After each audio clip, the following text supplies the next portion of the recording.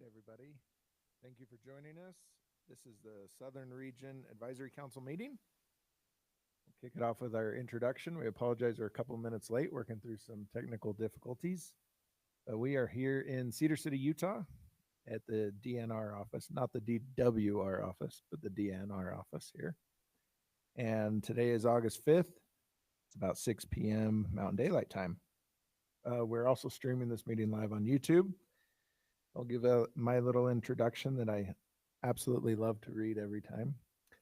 This is a public forum that allows us to express our opinions about wildlife management. This RAC will consider everyone's feedback, including those of the RAC members, and report them onto the Wildlife Board. The Wildlife Board is charged with setting wildlife policy for our state. Wildlife management is complex and sometimes emotionally charged. We all have ideas and opinions about what is best. It's why we're here. We encourage those who want to express their opinion to fill out a green comment card. We have plenty of those outside. Pass those up and we will make sure you have time to comment. We expect those in attendance to respect the people who speak, especially those who hold views that don't align with our own. Respectful behavior helps facilitate efficient meetings where we can listen, digest, and address the concerns, ideas, and proposals being presented. We will not tolerate any disrespectful behavior. Shorten that section. Please help reduce distractions by putting your phones on silent. And if you need to take a call, we can ask you to step outside. First, we'll welcome DWR staff that's here in attendance. And we appreciate our Wildlife Board members, two of which are watching virtually. Mr. Gary Nielsen and Kent Johnson are joining us online. And we have Miss Paula Richmond here in person. She represents the Southern region. We appreciate her taking time to be with us tonight. Let's introduce the current and new RAC members. We have 3 new faces on the Southern region RAC here. We're excited to have them here with us tonight. We'll probably start with Chuck over here on the end. If you can tell us who you are, who you represent, where you're from, and those new RAC members can tell us even more about themselves, their favorite hobby, if they will. Go ahead, Chuck. Yeah, I'm Chuck Chamberlain with the Forest Service out of Cedar City. Chad Utley, public at large out of St. George. Russ Gardner from Enterprise. I represent Farm Bureau. Chris Cannon out of St. George, and I represent the Sportsman, and I'm new to the RAC. Thanks. Trevor Barton, Vice Director and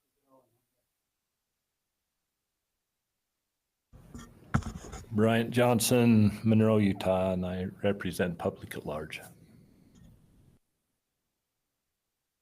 Gary Barney, Central Valley.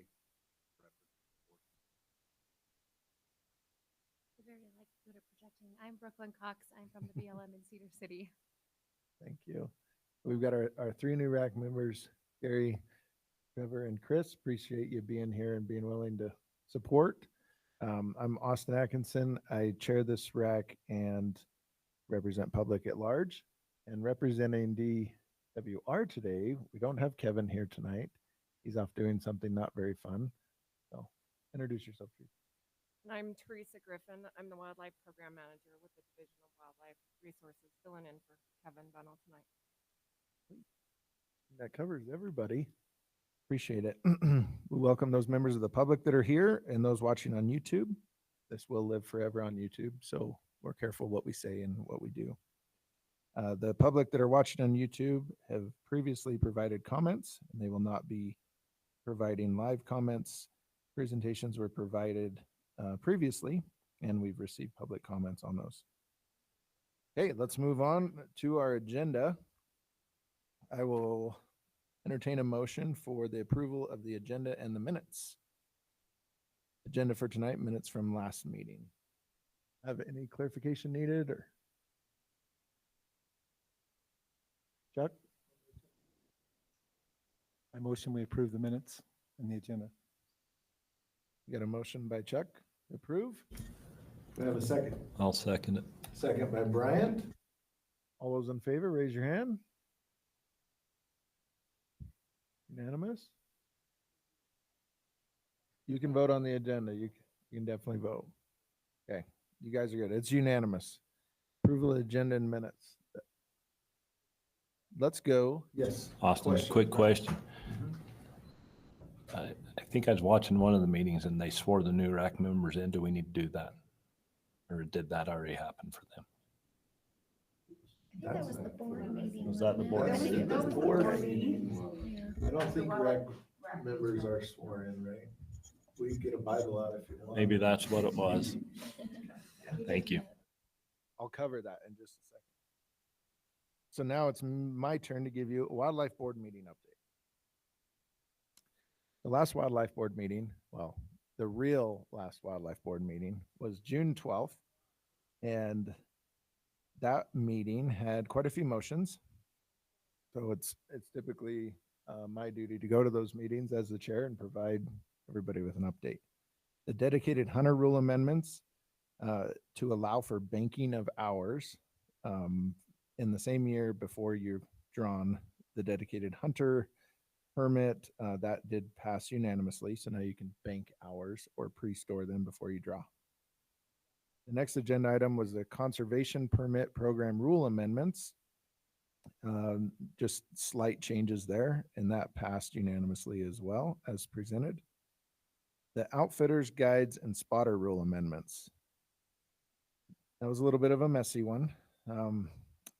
The changes to R657-72 were presented, they were discussed, and the revised language provided by the division passed unanimously with 3 members of the Wildlife Board voting in favor and 2 recusals because they were involved in or directly affected by that rule, outfitter and guides.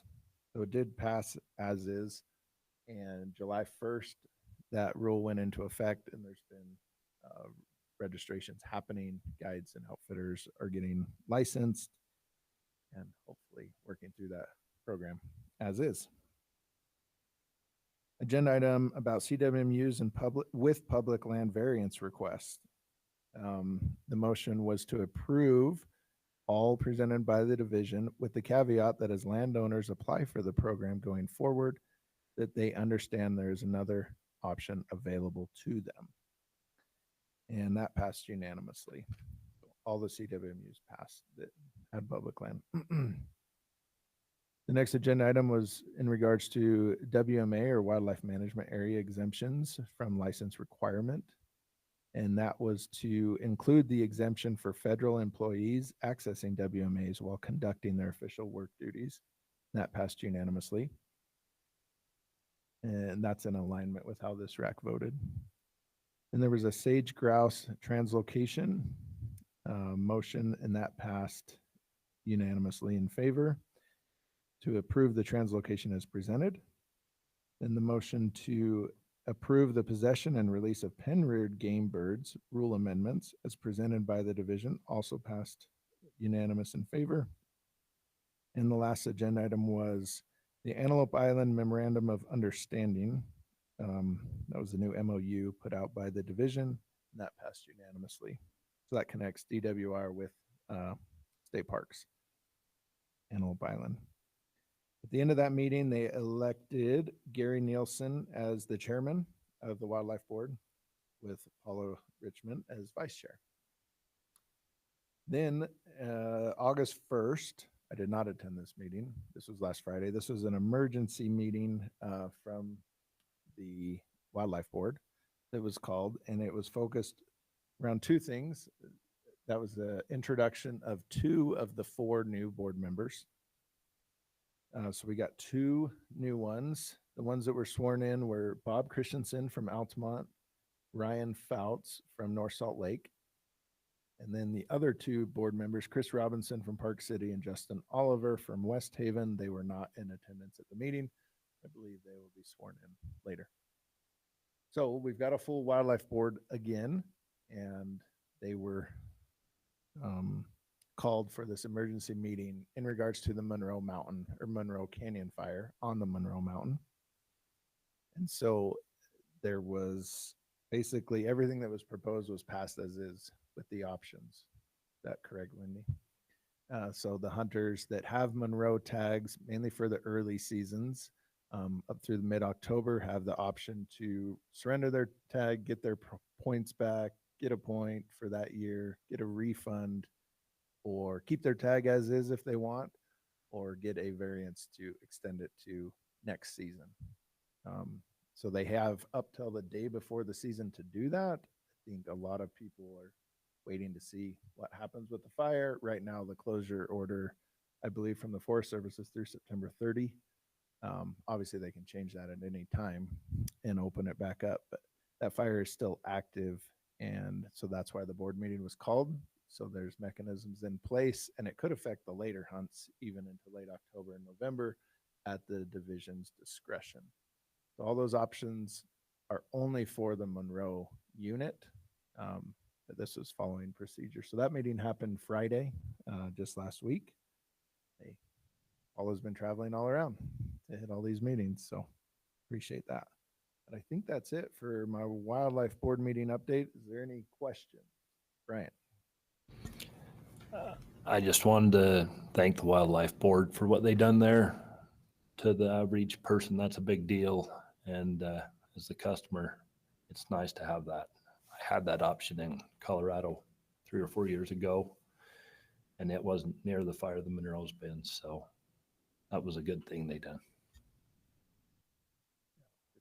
It's always nice when we can see quick action to make a decision. Right. So appreciate that. Okay, we're going to move on to agenda item number 4. This is a regional update, and Teresa gets the joy of presenting that to us tonight. Tell us what's going on, Teresa. All right, we've all been pretty busy. Adam will pull that up here. Just a reminder, later this month, we are going to be holding some mule deer meetings to talk about how we can grow our mule deer populations. So August 14th, that will be here in Cedar City. August 18th in Richfield. The 20th they're at Ruby's Canyon. All of the meetings will go from 7 until 8:30. So we'd love the public to come and give us their input. And after that meeting, we'll talk about, selecting some members to move forward and have continued discussions with these groups. So we're looking forward to that. All right, our wildlife section.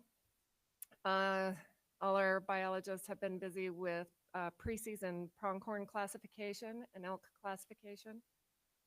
We continue to have a few mortalities, so they're doing collar retrieval and necropsies to see what the cause of death is on some of our big game animals. We're monitoring fire impacts to wildlife, so we've been busy with the France Canyon, Forsyth, and of course the Monroe fire. And like I said, the upcoming mule deer meetings. And then we are in the process of updating our deer unit plans, which we do every 5 years after the range trend comes through and reads what the current conditions on the ground are looking like. During the summer, we do water hole counts for gamble quail. Currently looking pretty poor reproduction. Same with chuckers so far in most areas. Just the lack of moisture is making it pretty hard for production for those animals. Some of the biologists have been hauling water to guzzlers. We're trapping nuisance beavers and moving them into areas that they can do some beneficial work. And then we have had some bear nuisance events, specifically over the last week. We've had some issues there in Marysville Canyon, which we've actually removed 2 females. Our other staff has been conducting our breeding bird surveys. They also participated in the Northeastern region. They had a really successful hummingbird banding public event. They placed bat acoustic devices that can monitor and detect what species of bats. Continuing our non-lead education, and then our prairie dog crew, they've just been got their spring counts completed. We're in the heavy part of trapping, doing development surveys, dusting colonies for fleas and working with the um, municipalities on all sorts of prairie dog issues. All right, our aquatic section. Wildfires hit them really differently. So the precipitation on burned areas causes ash flow and flooding in the streams that kill fish and damage the habitat. So on the France Canyon fire, they salvaged nearly 100 Bonneville cutthroat trout from Blubber Creek, transferred those to Fountain Green Hatchery. They'll be held for 8 to 10 years, while the progeny from these fish will be used to restock streams affected by the fire and drought.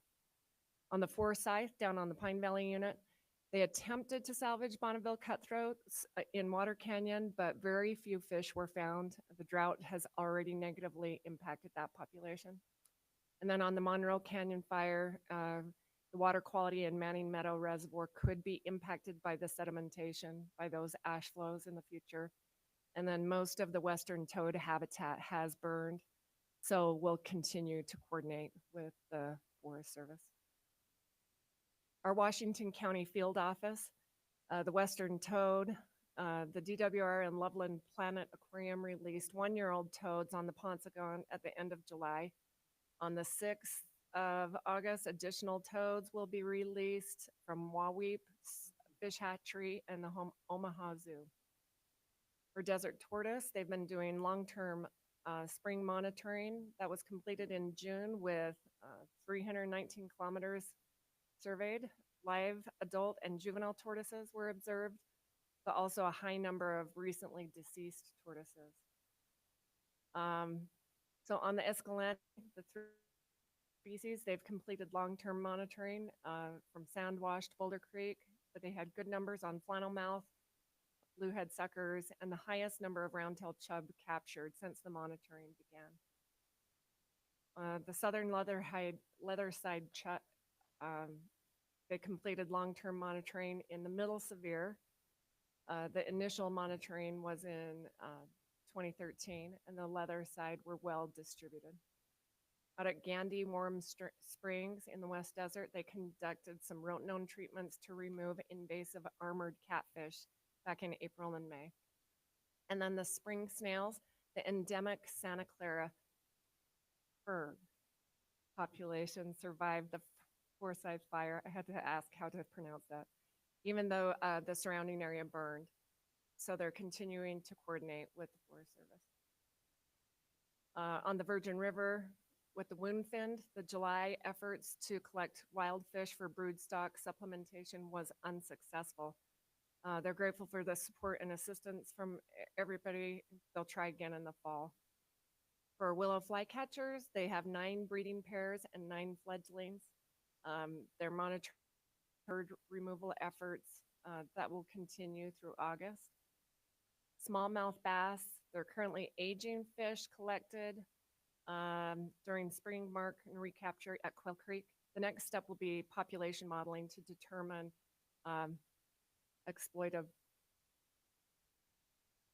exploitation rate. Native fish, monitoring in-stream temperature flows and coordinating with Washington County Water Conservancy District to mitigate conditions as best as possible.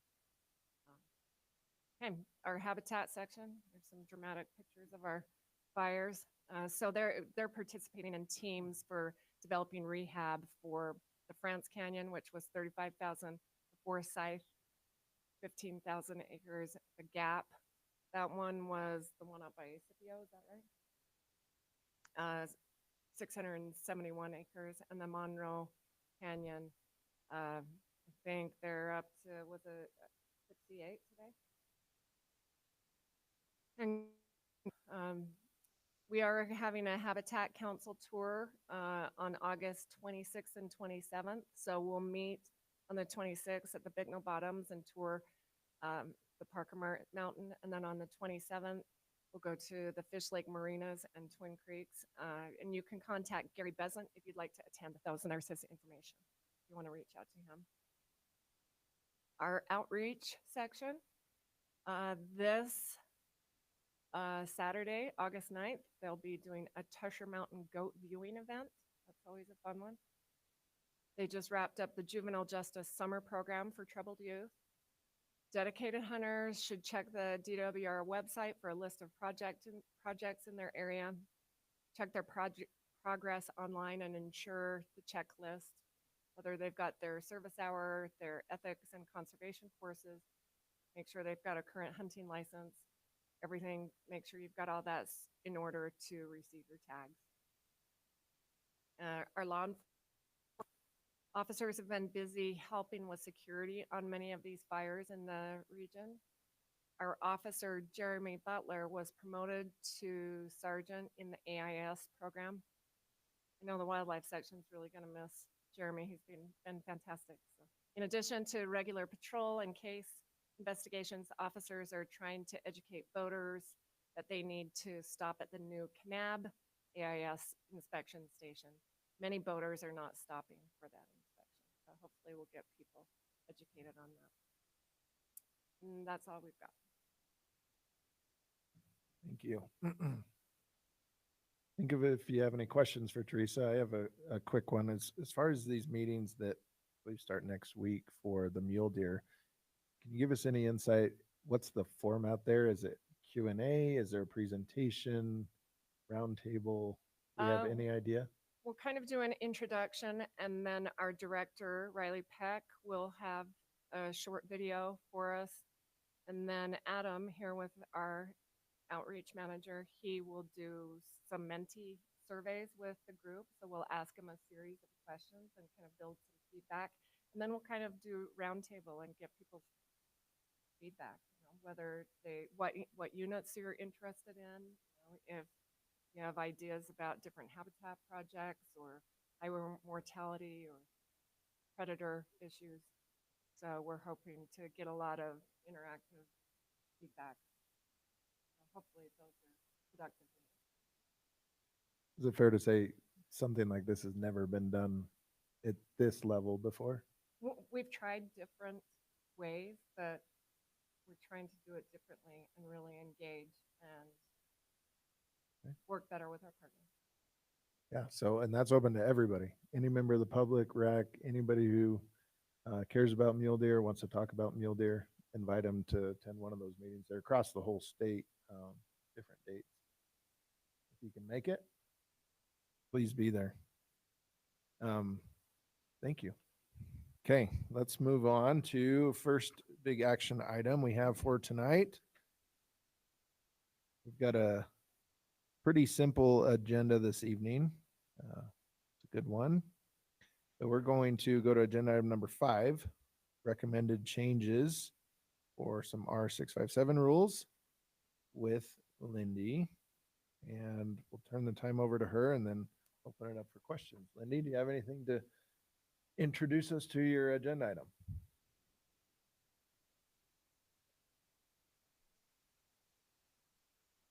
Yeah. I'll explain it just a little bit if you're not familiar with the RAC process. So back in the day, Linda used to have to give an entire presentation and a PowerPoint or any of these presenters, and we would try to absorb all of this information and make decisions immediately. So now since COVID, we have the presentations available online. She records herself and presents everything with her PowerPoint. We're supposed to watch it and the members of the public so that she doesn't have to repeat it all here. It helps the meetings go quicker. Usually we ask if there's any changes or clarification needed. We can open up for questions, or she can give us a 60-second briefing on it. Okay. So Linda, you have 3 different topics. So this one is surrenders and variances. RAC members familiar with that topic? Looked at it? Okay. Let's dive into questions. How about that? Open it up to questions from the RAC first.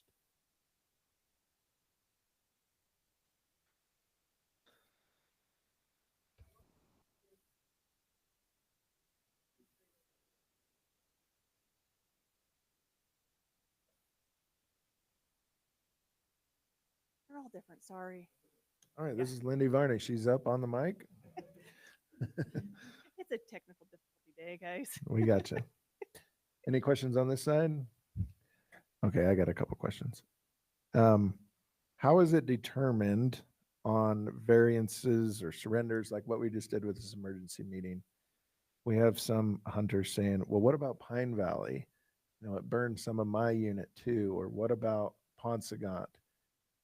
What is that level? Where is the threshold where you guys can say, we're going to call an emergency meeting or not? So the rule, the variance rule does not include any natural disasters within it. So the rule that we're presenting today does not include that, but it's all dictated by the director. If the director wants to call emergency board meeting based on the events that are going on. Okay. He's the one that initiated that for natural disasters.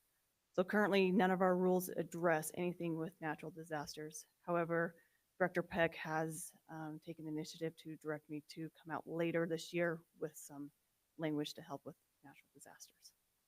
Okay. Guidelines. So we don't have to call emergency board meetings, So nothing. but that'll be later, like way later this fall. Okay. So currently nothing happens. Yep. Unless a board meeting is Correct, called. unless it's emergency board meeting. Only right now the board has the authority to do something like that. So the answer is if the forest is closed, if the majority of your unit is closed, we say sorry, Correct. right? Okay. Yep. We don't have any rule that allows us to give them any kind of relief. Sounds good. Changing 120 days to 30 days.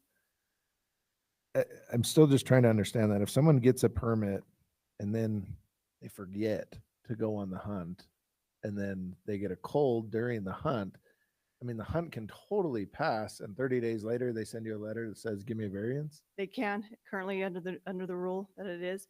So that's like 5 months, that as long as they send a doctor statement saying that this occurred during their hunt, it could qualify as a variance. And that's part of the reason why we're doing this, is to stop some of that. A lot of it also is for eligibility issues.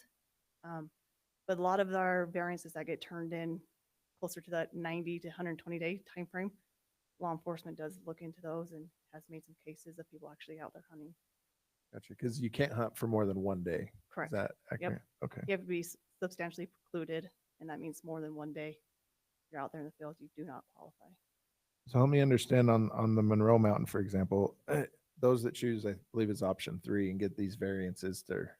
Is that an extension or a variance? It's just an extension. It's Okay. not considered a variance. We're just the board approved just to extend their hunt. Will we see those permit numbers when we go to approve permit numbers in Yes. April? We'll Yes, see how we'll many very- carried over, just like we did with bison. a few Correct. years We'll ago. be very transparent on that when we take it through this spring with the biologists.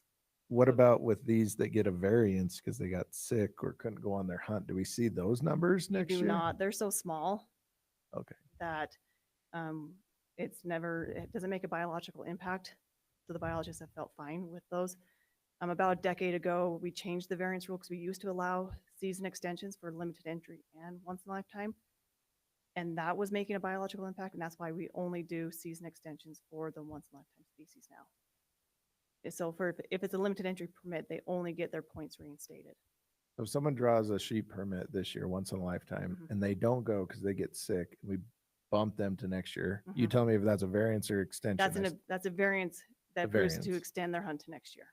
And they go next year, we still approve an additional sheep tag in there and Correct. there may only be 1 permit. And now there's 2 next Correct. year. Okay. But we're not going to subtract the No. public draw permit. No. Okay. The ones for Monroe will, Sure. but a current variance right now, we do not extract it from the proposed numbers for that next year. Okay. And personal illness, the form is just if your doctor says you had an illness. Is Yep, that fair? that is right. Yeah, we don't require them. I'm not a doctor. I can't tell you if your cold was bad or not. And that's the hard part. But yeah, if the doctor, it has to be an MD, DO, or PA. Can't be like a registered nurse or a nurse practitioner. Has to be from an actual medical physician. If they're saying that you are unable to hunt, we take that physician's word for that. And the refunds stay the same. Everybody can get a refund now except for general season, correct? For Monroe, No, Or- sorry, just in generally in your general, rule. yes. For refunds, if it's medical, they would get a refund. But if they go through the variance process, they actually don't qualify for refunds. But they don't pay again next year either. No, if it's extended, but if it's a limited entry and they just get their points back, they still don't get a refund.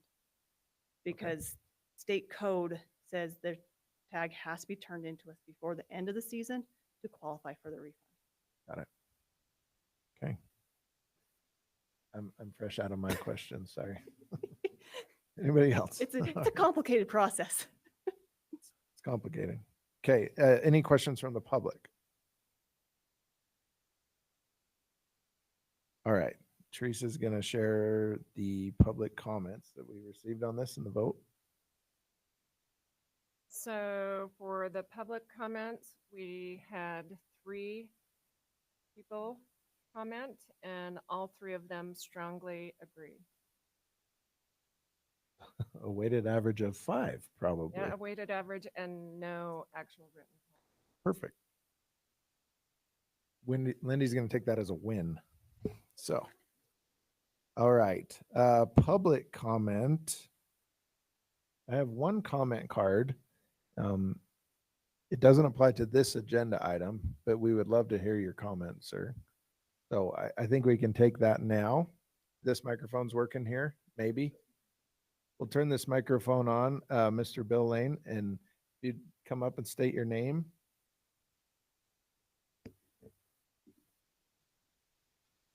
Thank you for joining us here, Bill. I'm Bill Lane. I live in New Harmony. I put together, give you a little background. I've been involved with the wildlife here a little bit. I put together the first 3 years of the Mule Deer Foundation, brought the Mule Deer Foundation to Cedar City and ran it for 3 years. Then I moved on to helping build a National Army Museum, and I've been busy with that. What brought me here today, though, was the 25% increase in the cost for a one-day fishing license. I know it says 3 days, but let's face it, when people bring their kids up here, their grandkids, their great-grandkids, and want to take them fishing, because everything else that's here in southern Utah, you don't spend all that time out fishing. So you spend $44 now for one day fishing for one young person. That's a little high considering the rates in California, where you would think it would be higher because they charge more for everything, right? Well, not really. In California, it's $20.52. We're paying $44. In Arizona, it's $20 for an adult, and they have a youth program so that they get $5 for a youth to get him involved with fishing. Of course, some people think that they're charging more at these other places because they have better fish. I don't think that's quite right. Let's keep going here. Arizona, $20 for an adult, $5 for youth. Colorado, $17.64 for, that's a one day, this is all one day fishing permits I'm talking about. The only one charging mandatory 3 days is Utah. Nevada, $19 for an adult, $15 for a youth. The youth program helps to bring these young people in and also keeps people from, when you start charging 44 a shot, and like I had my grandson up with 2 of his friends that had never caught a fish, and we went fishing. We bought the license, so that was $132 for 4 hours on the lake fishing. But between the 4 of us, we ended up with 16 fish. We were right on target. And these boys, for the first time in their life, caught fish. Well, I paid the fee. Okay, I could do it. But there's a lot of people out there that can't. And I guarantee you, you keep charging rates like this, people aren't going to buy a fishing license. They'll just fish. And so you're losing that. You're making criminals out of people by raising the rates this high. I mean, Oregon, $23 for an adult. Youth, $5.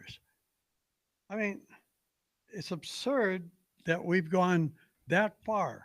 A 25% increase this year alone, from $31 to $44. 31 was high, out of scale with the rest of the states around us. And I checked each state. So somebody's not thinking. And you're not going to get the youth out there. You're going to make criminals out of people because they're not going to pay. If they've got 3 young people with them, they're not going to pay that $132. So I don't know if anybody cares or wants to do anything about it, but I think you should look at what's going on there. And if there's anybody, if nobody wants to do something from the boards, then we need to go to the press and let the press bring it up. I don't want to do that. Thank you, Bill. Don't need that with the other trouble that there's going on right now with wildlife. Thank you very much, Bill. Appreciate those comments. And like you say, we are all concerned with the price to recreate and hunt and fish, and appreciate those comments. This meeting, and we're talking about licenses and permits, and I know next meeting we'll be talking about fishing as well. So it's very timely. All right, we're going to, that ends public comment. Let's open it up to RAC discussion. Anything needed on this agenda item for surrenders and variances? Any RAC discussion, or we can entertain a motion? Motion that we adopt the recommendation. Here we got a motion by Chad, I'll second that motion. a second by Chris. Any discussion needed? All right, let's vote on Chad's motion to approve as presented. All those in favor, raise your hand. Or unanimous. Got that, Teresa? Okay, thank you. All right, we're going to bring Lindy back up again. She wanted to divide this into 3 sections for us. I got yelled at before if I didn't, if it was too big. One time when I just put it all in one presentation. So I learned my lesson. So this agenda item is the sportsman's draw and group applications and some adjustments there. Everybody had a chance to review that? Any questions for Lindy?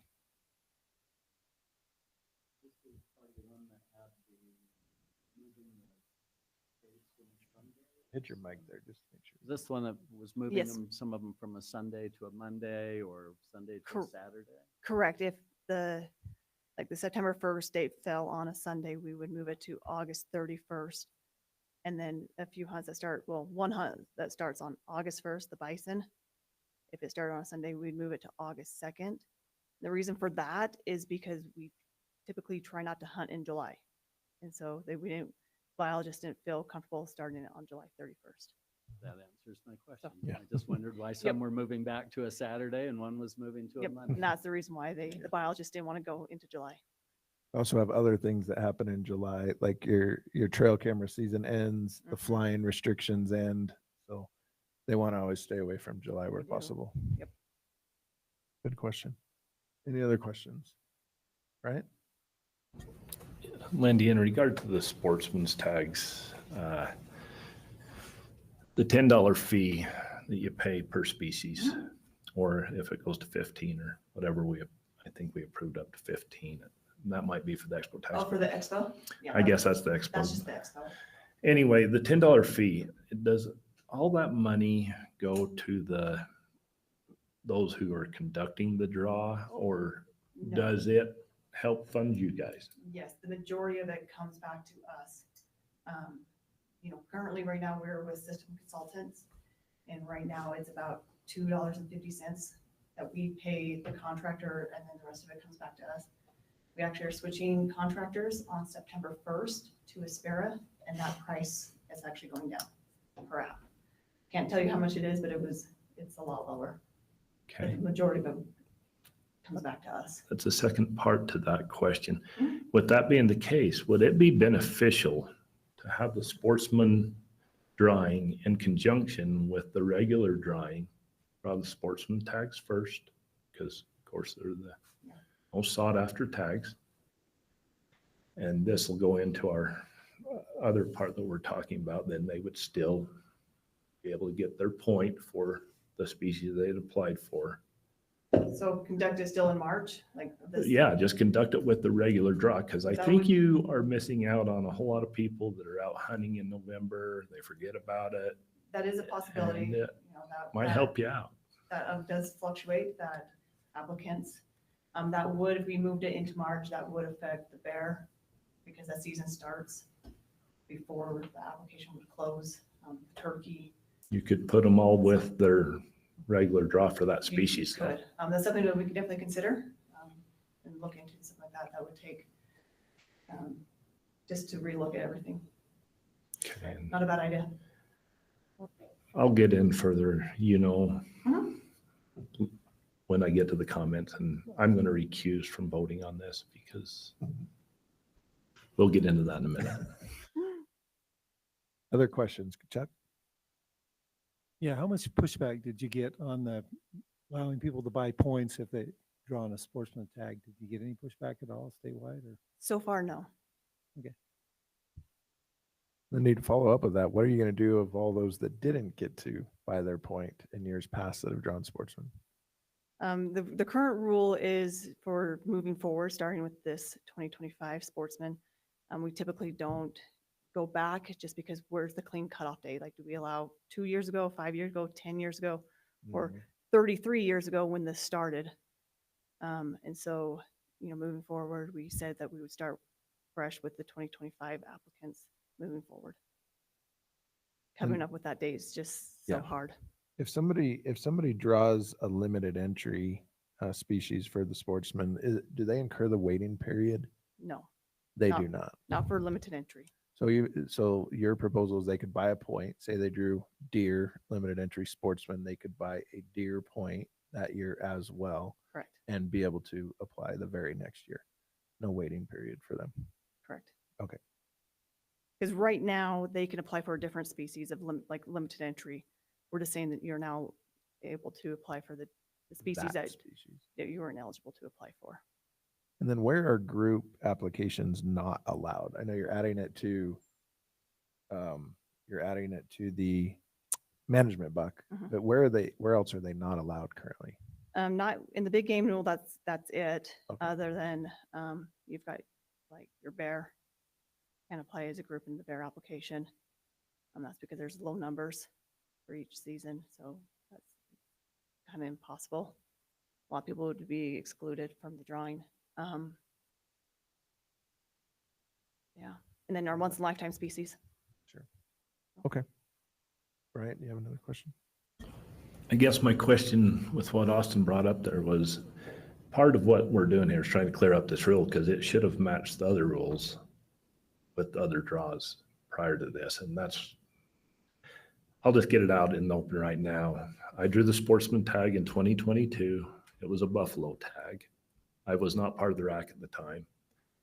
And when the draws came around, I was unable to get my point for my once in a lifetime species. I didn't want to draw the tag. I just wanted to be able to get my point so I didn't fall 10 plus years behind in the sheep pool. And I was unable to do that because I'd drawn the sportsman buffalo tag. Well, when you look at the other draws, the expo, you can draw that tag, you can still put in. That one you can actually draw your other tag and then choose. Is No. that right? That used to be the It case. used to be though. the case, but that changed. But they can still put in and get their Yes. point correct. Correct. If you're in the regular draw and you draw, say, your deer, and then you get your point for your once in a lifetime. And so the sportsman drawing, in my opinion, is a moneymaker for the division. It's something that everybody wants if they could ever get it. And I was lucky to get a buffalo. It was not my once in a lifetime species though of choice. And so I fell 10 years behind in the sheep pool by not being able to get that point. So I wrote a letter at the time and to the director and the wildlife board. And I spoke with Kevin Albrecht at the time. he took it to the wildlife board or committee and to the director, Justin. Kevin called me back and he says, hey, I think you're going to be happy. This was an oversight, that this hadn't matched up to the other rules, he says, and I think you'll be able to get this done and you'll be able to get your point because it should match the other rules. And fast forward till now, and I know I've asked you several times, but it took 2.5 years for this to come up, yet other things can come up right then. So if we're clearing the rule up, you know, it should.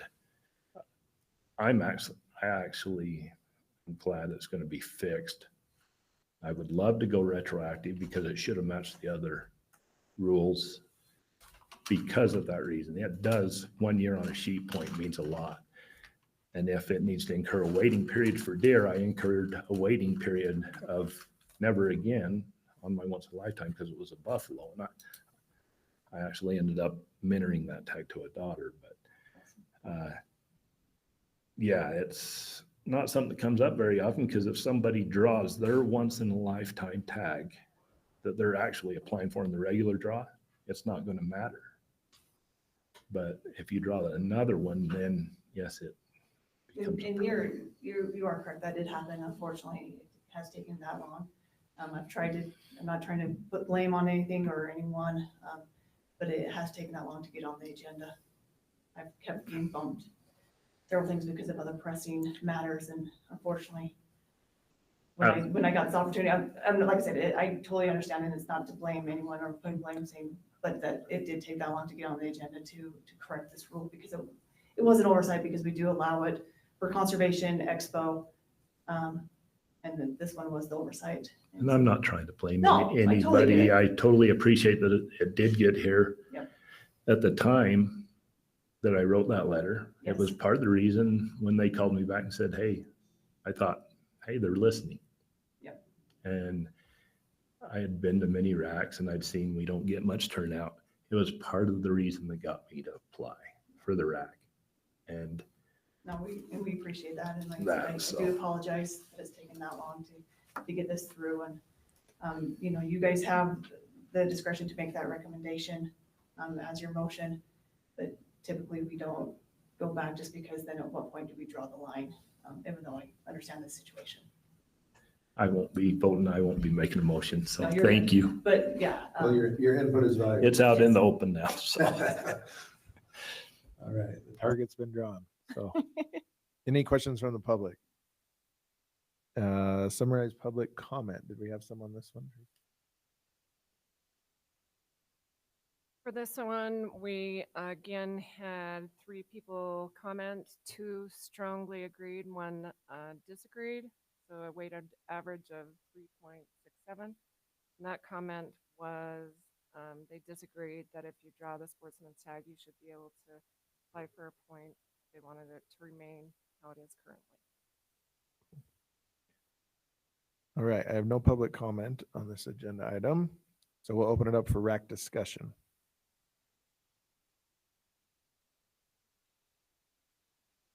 Just to be clear, because there's only 10 or so of these. I'm not very good on my species count for the sportsmen's. There's still a bear and 11 with mountain lion. Is that without 10? Sorry, 10 sportsman's tags since we've been doing sportsman's tags is not that many people. But you would have to go, if you said retroactively back, you would have to ask every one of those what point they would have bought if they drew a once in a lifetime. Correct? Would you have to ask them, or could you put it out that this is in effect, you have 60 days if you were one of these in the past to come and let us verify? There can't be a handful of them. And it was simply an oversight is what I was told. Sure. And it's just like what you brought up about the incurring a waiting period on mule deer. To me, that would make sense. You would incur a waiting period for the mule deer. Right. I incurred never draw a buffalo again because of it's a once in a lifetime. But at the same point, it will match the other rules to where you can get your point. And if I'd drawn my desert sheep, this would have never got brought out in the open because I wouldn't have cared. I'd have been incurring my waiting period at that point for the species I put for it. If it was retroactive, there would definitely be a manual lift in there. So I've always looked at the sportsman's draw as not a black eye, but it's a forgotten stepchild of the draw, right? We run it in November when nobody even talks about it. It's outside of the expo and it's residents only. You look at how many people participate in the sportsman's draw, it's nobody is the answer. When you compare it to other states, it's a drop in the bucket. Last I looked, there are just a few thousand people that apply in the sportsman, like 20,000. The motion was made by Chad on this agenda item to accept as presented for the sportsman's draw and group application recommended changes. And that was seconded by Chuck. And so now we're going to go to a vote. All those in favor? Chad's motion, raise your hand. We got 7 in favor. Bryant, you recuse yourself. Okay, so 7 in favor, 1 recusal. Motion passes. Okay. Still rolling live. Here we go. Last agenda item, recommended changes R65773. Back with Lindy again. I really just love being up here with you guys, so I just wanted to be like my show. We appreciate you being here. Okay, any questions? So just, I wanted to just, there's no like changing the rules or anything. I just wanted to clarify because this has been a question amongst the last 2 regions. The RACs, when I've taken this out, this is a new rule that we're creating and it's still allowing you to either physically tag or use electronic tag. It's not saying it's strictly electronic tagging. I just wanted to clarify that because that has been a big topic. They thought we were just making it straight e-tagging. So it's an and or. You can either physically tag your animal or you can electronically tag your animal. We're not making you pick straight e-tagging. We're not taking away the physical tag option. Okay, let's open it up for questions from the RAC. I'm sure we've got a few. Bryant? So if you e-tag and you're out of service, it'll work similar to the Deadhead app where when you get service, it'll then send where that tag took place. You have to reopen the app. When you get into service, you open the app and it will download all of that data into our database. What if you were to get stopped between the kill site and service? They can still see, like when you pull it up, it's still like On your hosted phone? on the phone, but it's not, hasn't been downloaded into the database. But so when you get into service, once you open it back up, it will download all that into the database, but it stores it right there and you can still see the information if you get stopped. And if I remember correct, did they ask that you send pictures into with it Correct. of the Yes, kill site? You have to have your location turned on, so it detects your location. And they just changed it to 3 photos instead of the 4. That was just made a change end of last week. So they're just asking the side, and the front be submitted. Thank you. Have we tried it? Does it work? Yeah, no, we did an experiment, not experiment, but like a trial of it like a year and a half ago with turkey. And it worked great. And then we've just improved it since. And so we're just trying to put the rule in place so we can move forward and implement it. Okay, Lindy, I got some questions. Surprise. Surprise. Sorry. Little bit of, we're opening up some things here. So help me through it. Purchase waiting period time. Tag utah.gov for elk. Can I use it 10 minutes later? Yes. If you're able to download it, you got to make sure when you purchase it, you have service to download to the app. Then yes, you can. I got service everywhere because I got Starlink. Yep. So that's okay. There's no 24-hour, there's no nothing. You can purchase it, validate it. Yep. Same day. Correct. Okay. E-tagging this fall, when will it be ready? Later Archery this- hunts? No, No. because the rule doesn't even go into place until you guys, 21st? it goes to the wildlife board on the Okay. 21st of August, and then there's the other comment period, and then rolling it out. So we're hoping later this fall. We don't have the exact date, but later this fall, we're planning to have it out once if everything gets approved. Will it require a new update to the app, or Yes. is the feature already in the app? Nope, it's not out. It's not there. Okay. We update the app. Okay. The location issue. The most you've ever asked for a location is, what does it say? Canyon or drainage, Mhm. if you know it, whatever, and we can type whatever we want in there, symbols. Yep. Is there an option to do that or on the e-tagging, or is it going to be, it has to connect to your phone's GPS only? Yes, it has to connect to your phone. You have to have your location turned on. And that, we've had that question, and I've talked to the biologist, and this is just to get better data, better location of where the harvest is taken. Because right now, you can type in none of your business canyon, and we get Correct. that a lot.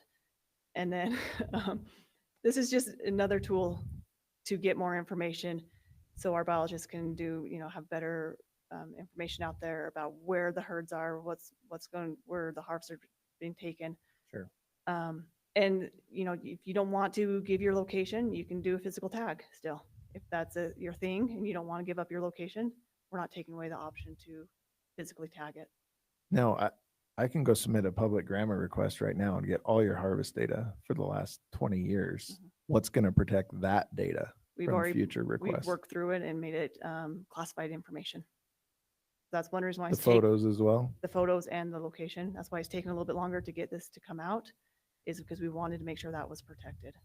That only our biologists that need it for their jobs have access to it. Yeah, and what does that list look like? Our biologists that need it for their jobs. You guys hire part-time or no? Nope, I'm looking at Okay. Teresa. Just kidding. I've shot a lot of checkers in none of your business. Exactly. I'm just thinking through the issues. I'm No, and all that's, for e-tagging Yeah. and for the best data and accurate and it's timely. no, these are great and questions. and Everything. They need to be out there, and people think- need to be aware what they're doing when they're in an e-tag. Right. We're not here to collect the data so we can use it for our personal use. That's not why they're requesting it.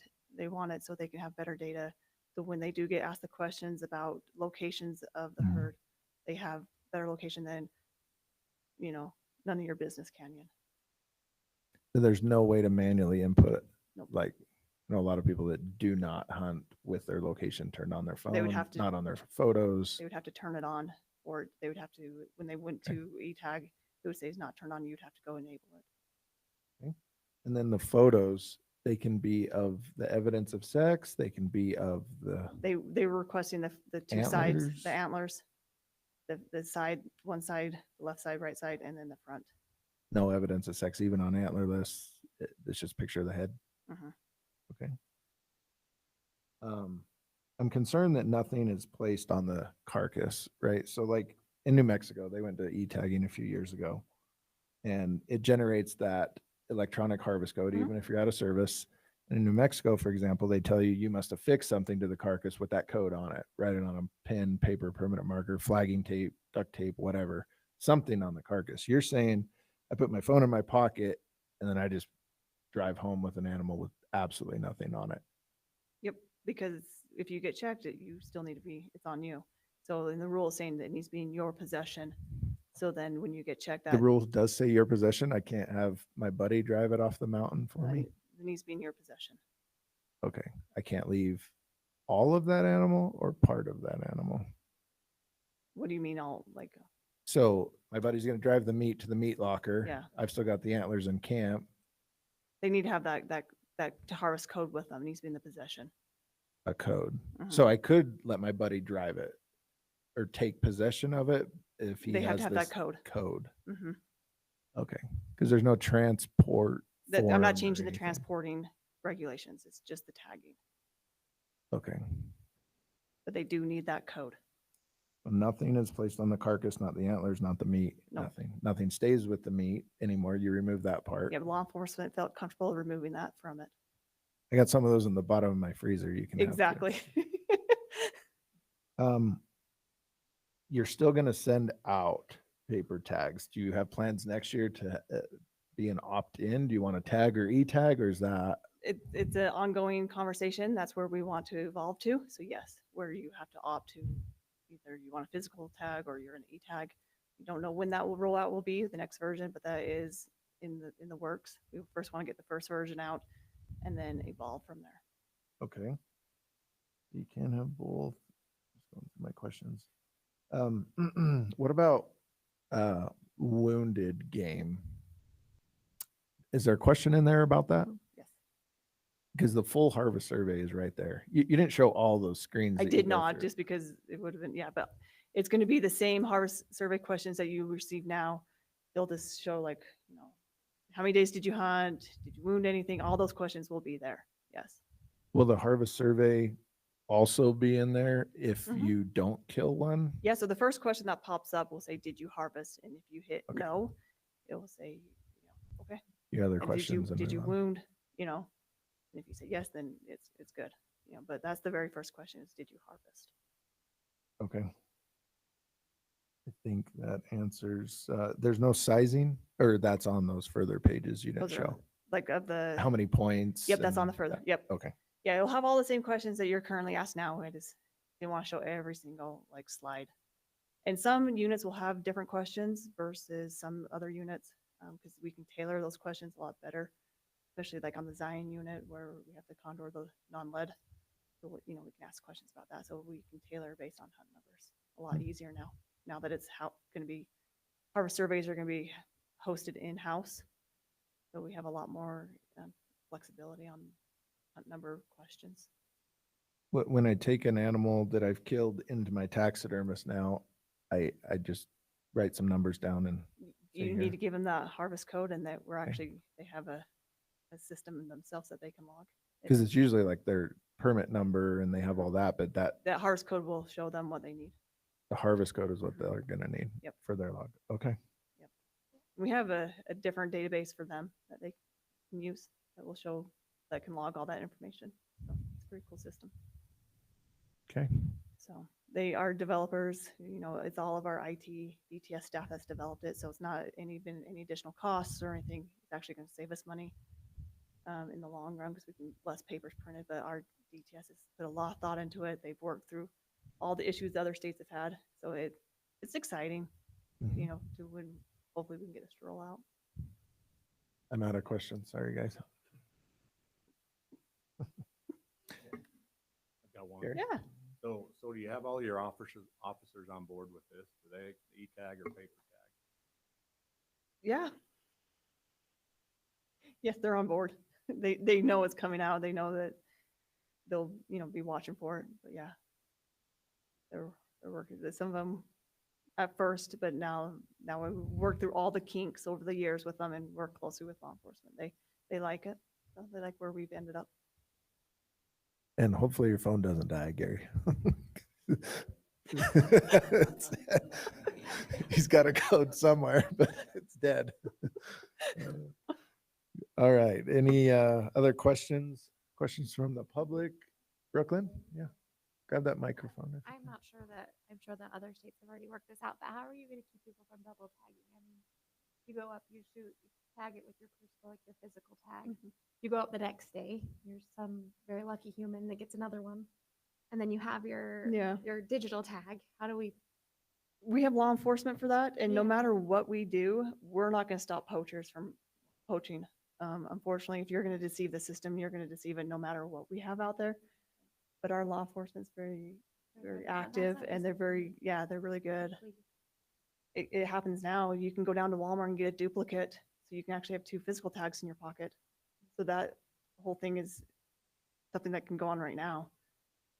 But yeah, they're going to do bad things no matter what we put out there. We just want to manage for the majority of our public and give them a great thing that's out there for the technology that we have now. So on your schedule, once this is approved, it could be announced that every valid tag is now converted to also be an e-tag. Like I already have my tags in my account, but they mean nothing, right? They say this is not valid for hunting. It'll convert every valid tag. Correct. Okay. Yep. It's not an opt-in. Yep. No, once we roll out the new version of the app that allows e-tagging, it'll be a little different, and you can see like the e-tag next to it and you'll be able to click on it. Cool.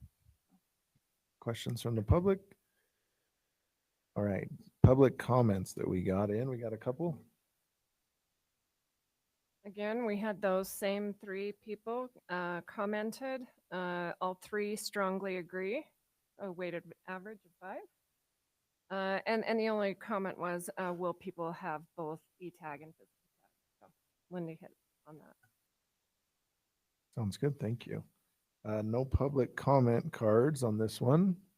So we will open it up to RAC discussion or entertain a motion.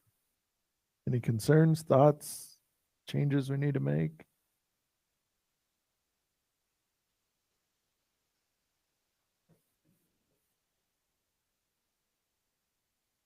I'll make a motion so Chad doesn't have to. I motion that we accept as presented. Motion by Chuck to accept as presented. We have a second.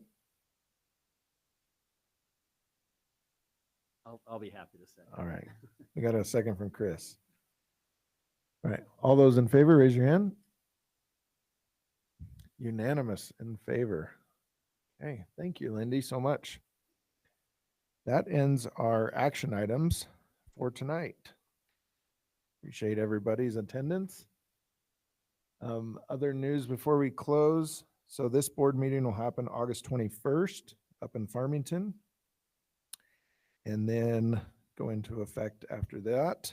Our next RAC meeting will be held in Richfield, and it will be on September 2nd, which is a Tuesday, the day after Labor Day. So if you're looking at one of the agendas in front of you, it does have a wrong date on there. It will be the 2nd. That's confirmed, right, Teresa? Confirmed. Okay, so September 2nd at the Richfield DNR complex. And they're working on the agenda, I believe, still for that one. They've got some items, some mid-plan review, mountain goat sheep, fishing. It's got a bunch of stuff, so should be a good one. But we appreciate everybody's attendance today, dealing with some technical problems and being here. This was an easy one. Expect more, you new RAC members, at future meetings. A lot more comments. But we appreciate everybody being here tonight and sharing your thoughts and views and helping vote. So that'll be the next meeting. We'll go ahead and adjourn. Do I need a motion to adjourn? Sometimes we do that, sometimes we don't. Does anybody not want to adjourn? All right, we're adjourning. Thank you.